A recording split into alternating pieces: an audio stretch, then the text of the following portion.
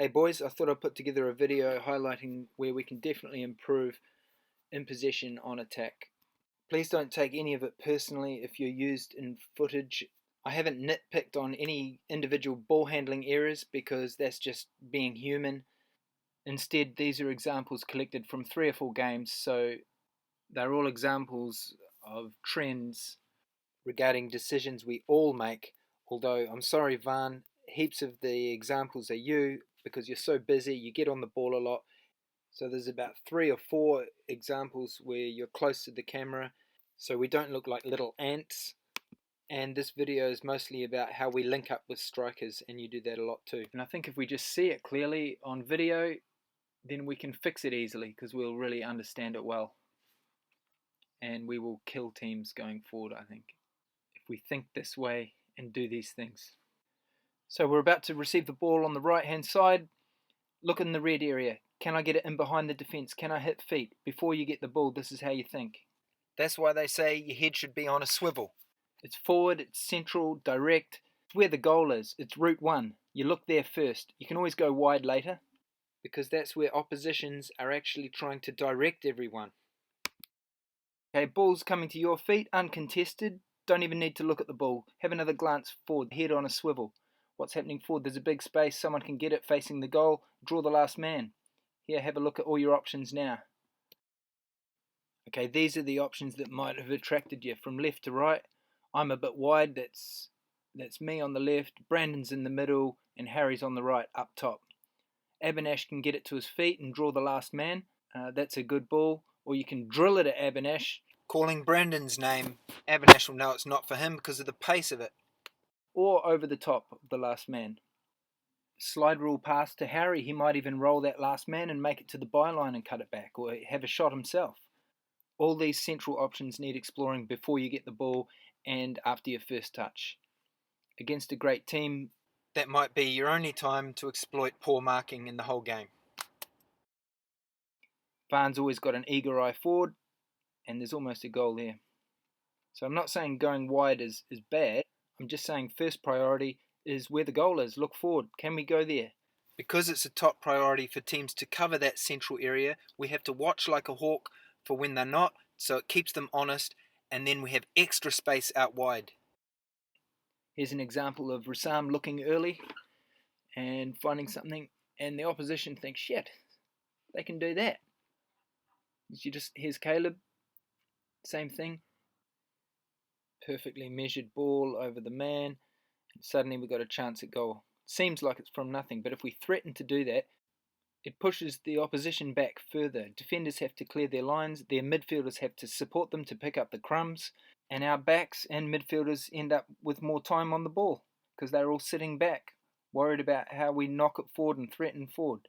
When we knock it around, then we can knock it around in their half, sort of how we are now. So everyone's got to be more eager to look forward, central, early. That way we spot the early runs and the poor marking for balls over the top, through, or in front of the defence. Balls in front of the defence serve as a platform for the next phase. Sometimes this central platform is on the move, forward-facing ball, which is even better. Get it in there early. It draws the centre-backs. We might even slip a through ball one-on-one with the goalkeeper. Remember, getting it into this zone means threatening the quickest, shortest route straight to goal, which forces the centre-backs to engage. Especially forward-facing ball like this is so valuable. If it draws the centre-back, you can slip the pass, and look at Abby and Varn out wide, ready for that. With a 2v1 in the middle and forward-facing ball, the centre-back can't win. If he drops off worried about the runners, the ball carrier can run free with his head up to create whatever he wants while gaining ground towards goal. We still have a 2v1 in the middle, time and space is running out, opposition is achieving delay. Okay, the attack has slowed considerably now. Trouble is, running with the ball so much slower than passing early, we've lost forward momentum. Brandon is almost running square just to stay onside. Now he's turned around to face it again. I'm no longer a forward-facing option, still thinking I can give first time to Brandon.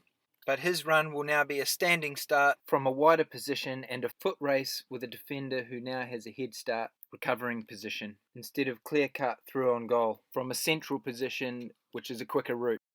Brandon's still on for secure ball to feet. The final ball is delayed considerably from the first option to keep the flow going, and it's a much higher difficulty factor. The point is, the final destination of the dribble was where the pass would have gone to anyway, but been a lot quicker. Then you can support your pass and get it further forward where you can do the dribbling and cause some damage. Here it is in real time. Watch the runs off the ball when the attack speeds up. How fast can we attack that back line? Right now, inside square. Okay, so he hasn't given it, but it doesn't matter, he doesn't have to. As long as the speed of the attack is maintained or increases, then we're doing okay. Just be aware, better teams will be sprinting back. These guys are just jogging. Look at those midfielders. Okay, what you want to do now as a striker is stay out of Van's way. He's got speed and skill in abundance to beat his man. He's one-on-one, and the defender has no cover. If the centre-back tries to cover over too much, then he leaves two strikers free in the middle. So just run square, stay out of his way, but the main thing is the speed of the attack must be maintained. Something's got to happen quick. We want Van to beat him, but not at the cost of slowing the whole attack. Otherwise, might as well be a pass. Okay, Brendan, you're about to make a run in diagonal in behind him, and of course that's going to bring your marker with you into a covering position, perhaps quicker than he would have been. Maybe you saw Van slowing, so you created a forward option, or maybe you created that forward option which caused him to slow. These are the sort of things you've got to talk about at training together so we get a better understanding. We only train twice a week, yet we all want a telepathic understanding, so I think it's better if we just talk and practice. Yeah, Brandon's running up the line, still on, and it's starting to be over, and we're going for the ball. More difficult. Okay, here's the same scenario. Watch what happens if we stay out of Van's way. Perhaps he does dribble better this time, maintains a straight line to goal, which keeps the defender in two minds whether he's going to go inside or outside. Suburbs have achieved some delay to our attack, but not cover, partly because the strikers have just stayed in the middle and let Van do his magic. He's patient, kept it close to his feet, and was composed, and that's where we want guys like that dribbling. So how do we get the ball into the attacking third to players with time and space to dribble? Watch Abinash here. This is the foundation of it. His head is on a swivel. It's turned around 7 times, flicking around everywhere, 7 times before he's even received the ball. And he wants to secure the optimal attacking pass. Plays it early, secures it to feet. Imagine if he just shifted it to Guy or thought he'd switch it through Marty right now. We wouldn't have that goal. Okay, now he's got lots of time and space, only one guy near him, and he shifts it quick as well. See how it's a link in the chain? One person's quick, so the next man can be quick, and now we can take time where it's a dangerous area on the field for the opposition. So just because you have time at the back doesn't mean you use it. You shift it quick because it equals time further up later. And that's where we really can do the damage. If you don't look early against better teams, you'll think nothing is ever on. So you end up passing the ball square and backwards, like passing on a burden of responsibility instead of passing to gain advantage. And we're all just a link in the chain. We can spread the advantage or we can spread the burden. Similar situation. I know Bridie was on the sideline calling out, "Take him on, son." But if you draw the man, slip the pass, put your foot on the gas, we can probably get you in behind. Either straight from me or from me to a wide man and across to you if you just continue your run. Because a straight run without the ball will beat that man without compromising any speed at all if you just lay it off. Anyway, you take an angle on your man to beat him. He's running next to you. Now we're making the same run which is normally a sign that it might as well have been a pass because we've run the ball into a position where we had a teammate anyway, and a pass gets there faster than running with it. Anyway, I changed my run, and I thought the timing of your release was pretty perfect. Just didn't quite come off. Almost in the end. If there's someone further up the pitch and they're on wanting it, we've got to think of it as a no-brainer. See the triangle here? The space is the circle in front of him. There's a triangle with Harry, Marty, and Chris. It's a secure pass to feet. There's no risk. When we get it in that area, attack the last man and disguise your intentions. We've got to have close support in those areas and be ready to shoot first time and lay for others to shoot first time. 1-2s, flick over the top, draw them in close, knock it out wide, get to the byline. Whatever you do, do it quick and do it together, just like you would with indoor football.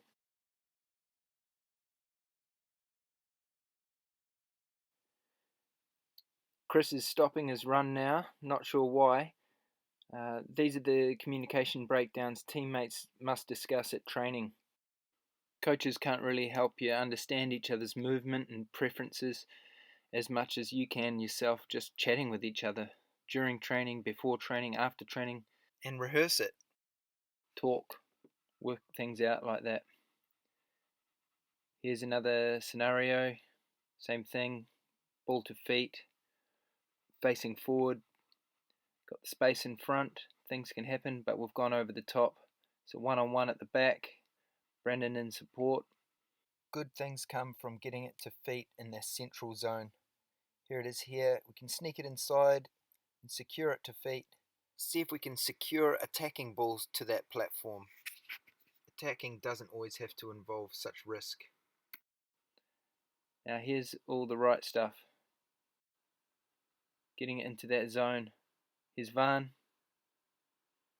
Slips it again. The best thing about the central zone is defenders are highly reactive. If you lift your foot to shoot, they all dive out of position desperately, and then it leaves things open. You either hit the net or you slip balls like this to Marty, and then Pink Dot Man has to react. He'll close down Marty as Brandon goes wide, and you can just put Brandon in for one-on-one with the keeper. All 1 and 2 touch. So we've got to look at this area all the time, whether it's on the move or into strikers' feet or behind them. Here we go again. Van has a little glance before he receives it, shields it well, and that's the ultimate example. And if you look how many pink shirts that drew into the middle, if the shot wasn't on for some reason, there's space out wide.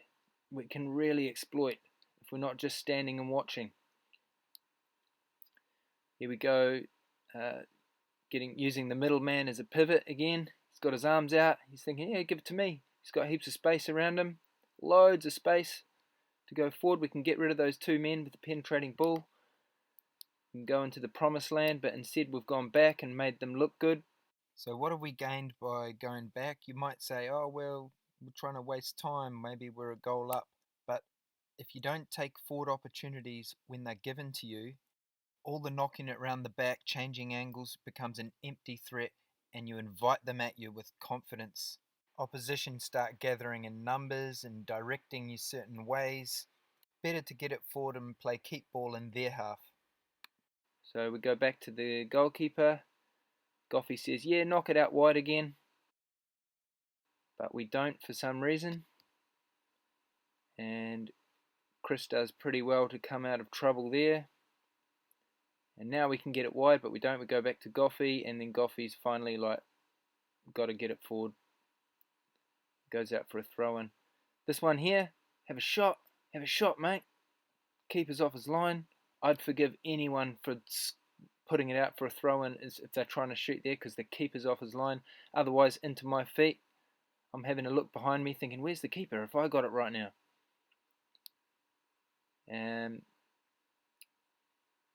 Anyway, we're still on a break after nicking the ball. I'm actually backing off because you can't make a run sometimes until people look up.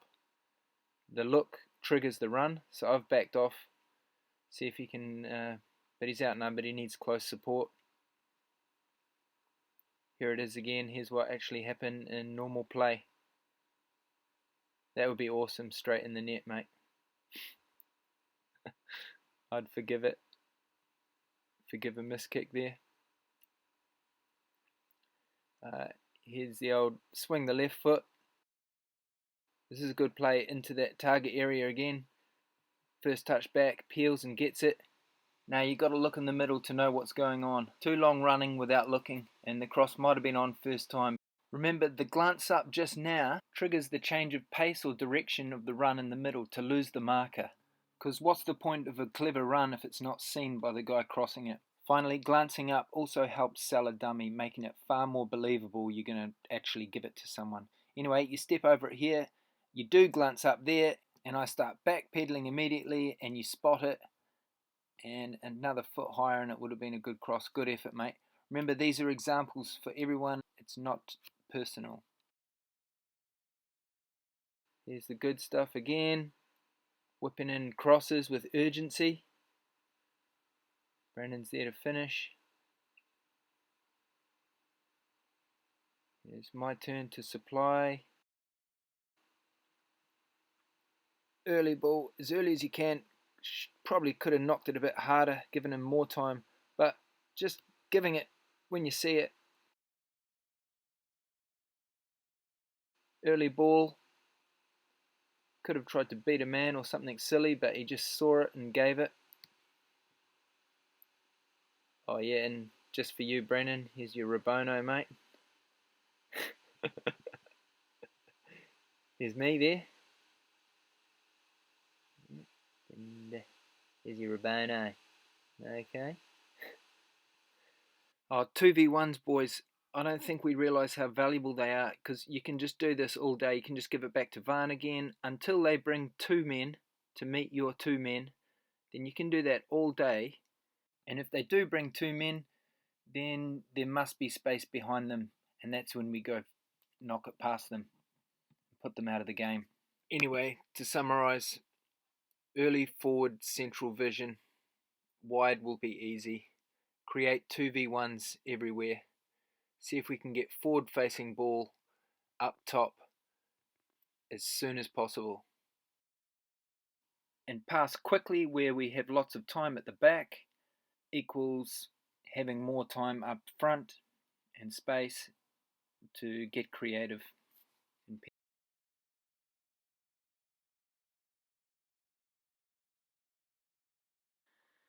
Thought just for fun we'll watch another run from Varn. Coming up, this time he's surrounded, so he gives an early ball to me, who's square. Thought I'd get it straight back, but it comes a little bit later, gets stuck under my feet, have a clumsy moment from me. All the defence is back, and now we're in that danger zone. Sorry to have to show that, Chris, but shooting low to the far post is best percentages for a rebound.